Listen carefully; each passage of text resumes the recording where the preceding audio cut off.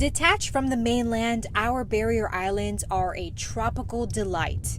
But the risks of living on them is described in the name. Exactly what they sound like. They're sort of the first line of defense. Taking the brunt of the storm surge.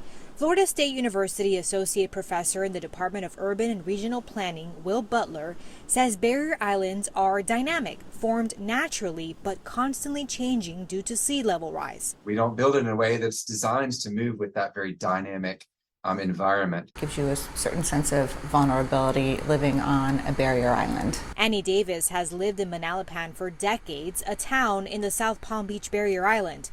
Seeing the destruction on the west coast reinforces why she heeds warnings to evacuate. I'm only on the second floor. I saw how high that water got, and I would leave.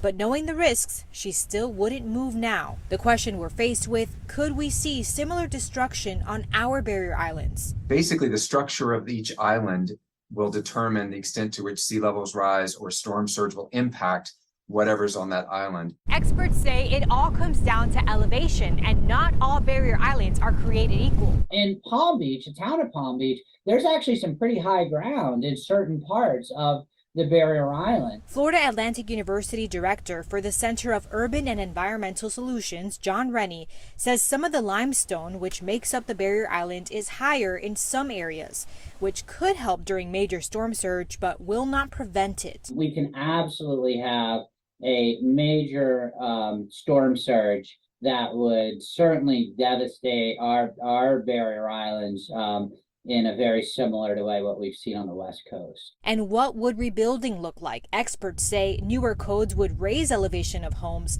but is it enough? We can be on higher elevation land, and we can start reducing how much we allow to build in lower elevation areas. Annie believes rebuilding will inevitably change some of the barrier island charm we're so used to. It would never look the same. Michelle Quesada, WPTV News Channel 5.